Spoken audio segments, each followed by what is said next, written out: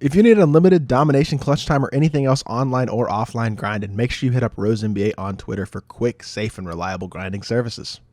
Yo, what is good, YouTube, and welcome back to another JC2K video. In today's video, we're going to be building the best team possible using 500,000 MT or less in NBA 2K23 MyTEAM. Y'all are going to be interested by the squad that we came up with because we spent a lot of MT on one specific position, which I will talk about later in the video, obviously. Before we hop into the video, if you haven't already, make sure you hit that subscribe button. Help me push towards the 8,000 subscriber mark on the channel. Uploading multiple videos every single day, and I really appreciate your support. If you haven't already, if you do subscribe for daily MyTEAM content. Without further ado, let's hop right into it, and let's start off with our starting point guard position, which is where we are going to go Jaden Ivey. Unfortunately, 2K has not done a great job of dropping a ton of elite auctionable budget point guards right now, so we're a little bit in a box with the guys that we can use right now, but Jaden Ivey is not a bad card. Half fast twitch and slithery, several good gold finishing badges, including limitless takeoff.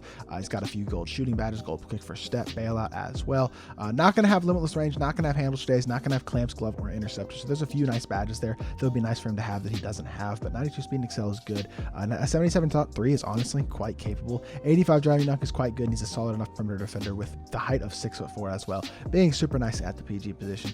Release is solid. I like Jaden Ivey's release. I think it's pretty decent. His SIGs are pretty good. MJ dribble style, Kobe escape, and Lillard behind the back are all very, very good dribble SIGs in my team. So overall, I think Jaden Ivey is a nice, solid budget point guard that you can start your team off with, coming in at about 22,000 MT.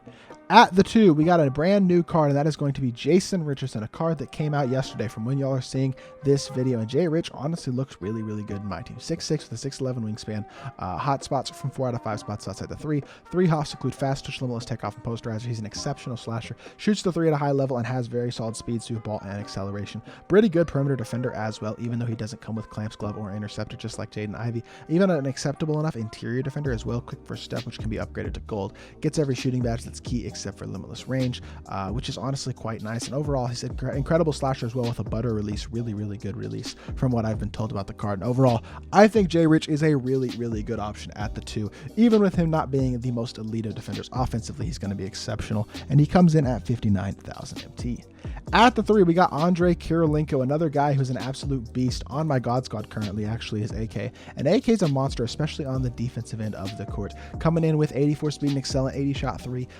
Really, really exceptional defensive stats and the ability to dunk the ball capably, even though the stats aren't amazing. Bronze bully, gold post spin, drop step, pro touch, gold catch and shoot corner specialist, silver claymore. Not going to be able to get limitless range, but I can live with that. Solid playmaking badges, can get the quick first step badge, and is an elite all-around defender with every single defensive badge except for brick wall, which you can add, and then rebound chaser, which is the only badge you can't add to the card. So he's an exceptional defender, has a smooth jumper as well, capable playmaker, especially once you put that quick first step badge on him. Statistically really good all the way around, and the jumper, like I said, is quite good. It's base 29 from last year, which is the Drew Holiday, Glenn Robinson, Danny Granger release. Very, very solid release for sure. I think AK is an absolutely elite, especially defensive card, but overall just an incredible 3-and-D small forward for 66K.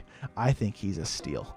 Now at the 4, we're going with Giannis Antetokounmpo, who is completely free. Giannis, being a Series 1 card, is still just too good to pass up on a team like this, considering he's 30 tokens. Like, if you don't have this card, or if you don't have 30 tokens, I don't know what you've been doing, because tokens are so easy to come by this year. But 6'11" with a 7'4" wingspan, 85 speed, 82 excel, coming in with a 66 shot 3, which honestly you can green wide open, especially if you put catch and shoot on him. He actually can green wide open. And then bronze and silver badge wise, really across the board, a gold bully, and then a bunch of good silver and bronze badges in terms of his playmaking, his finishing, and his defense. Exceptional defensive stats as well. Badges, while they're not incredible in terms of the tiers, he has a lot of very good badges on silver and bronze, and statistically is really good with an amazing player build and the ability to knock down the wide open 3. I think Giannis is a monster, and he comes in at, like I said, he's totally free. So that is very, very nice.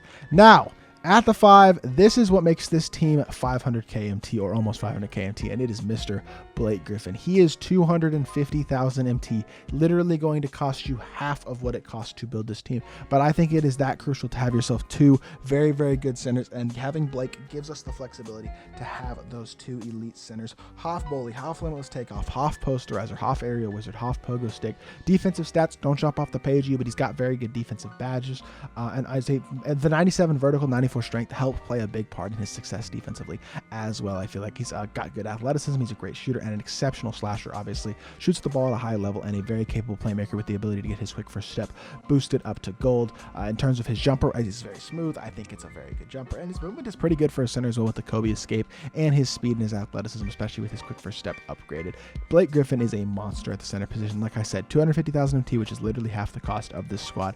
I think it's worth it, though, to have that elite center coming in for us. Marcus Smart comes off the bench at about 20,000 MT. Another very, very solid budget point guard. 6'4" with a 6'8" wingspan, just like Jaden Ivey. He's got good size, 6'4". 86 speed and excel, 78 shot 3, and an 80 driving dunk. Offensively, he's pretty much bang average. Defensively is where he shines, though. 92 perimeter, 94 lateral, 90 steal, even a 74 interior at 6'4" for a guard is pretty darn solid. A Hoff Challenger, gold clamps, glove, a pick dodger, ankle braces, silver interceptor, chase down on his pogo stick. Doesn't get anchor, brick wall, or post lockdown, but besides that, he gets all the key defensive badges, just not those interior ones. But his jumper is smooth and easy to green, and his movement is solid as well. Like I said, 20K MT for an elite defender who's a capable offensive point guard as well is honestly definitely a very, very good price right now. And I think he's a super solid backup PG. Backup 2 is going to be Danny Green, one of the best 3-and-D cards, period, in my team right now, coming in also at about 20,000 MT. Which means he's quite affordable. He's got acceptable speed, but not amazing, but a 90 shot 3 and 91 defensive stats. Also 80 interior, 82 block is really, really good as well. A lot of good gold defensive badges, which is very, very nice to have all those perimeter defensive badges. And then shooting wise, also is going to be a knockdown shooter with a ton of great gold badges and Hall of Fame clutch shooter. He's not going to do a ton else for you outside of shoot the ball and play defense, but I can live with that because he does both of those things at an elite level and also comes in at 20,000 MT. At the backup 3, we got Jeremy Sohan, who I think is kind of sort of similar to AK. He's just not as good in a lot of areas, but he's still quite a solid card. He's only about, 15,000 MT, which I think is an incredible price for a card as solid as he is. 77 speed and excel isn't bad. Really good all-around defensive stats. 73 shot 3, even without shooting badges, is not a bad 3-point rating this year. You can green that open. 80 driving dunk, solid playmaking badges. Unfortunately, no quick first step, but defensive badges are also very, very solid. But the one thing that it kind of annoys me is that his release is on slow. It's not actually that slow, which means if it was on normal, I think it'd be an elite release right now in my team, which is kind of annoying that they put it on slow, because even on slow, it's a pretty good release. You can green consistently, and it doesn't feel super slow with Mr. Jeremy Sohan. So if he had that on normal, I think he might even be that next level good, but at 15K MT, he's an exceptional defender and a knockdown catch and shoot guy with a little bit of playmaking as well.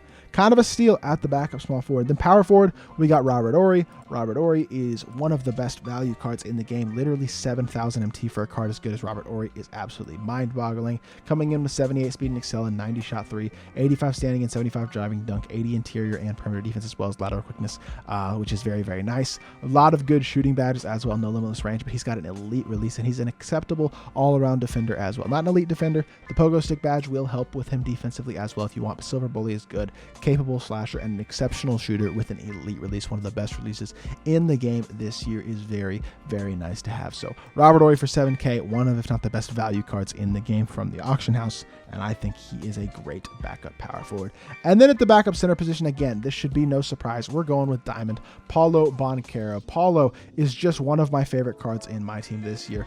Coming in at 6'10" with a 7-foot wingspan, a very big player build, an elite slasher with a 90 driving dunk, Hoff fast twitch, gold limitless takeoff, silver back down punisher, bully drop stepper, posterizer, rise up, etc. Silver catch and shoot and claymore, silver bailout, bronze, gold brick wall, chase down, rebound chaser, Hoff pogo stick, and silver box out beast as well. So overall badge wise, really, really good on the interior, really, really good as a slasher, and even capable as a shooter with a fast release. Paulo release on normal is honestly quite a good release at this point in the year, and he's got great sigs, although he doesn't quite have the playmaking badges to make the best use of those sigs. His 80 speed as well at the center position and the ability to stretch the floor is super, super valuable, and he is an absolute steal in price. Again, coming in again, just like a lot of these cards, in that 25,000 MT range. So in total, this team is going to cost you about 485,000 MT right now to build, which is a solid bit under that 500K price point, but it is a very, very good team in my team. A lot of elite budget cards, and then one of the best cards in the game in Blake, a lot of other top cards like J Rich, AK, Paulo, Robert Horry, Danny Green, Giannis, etc.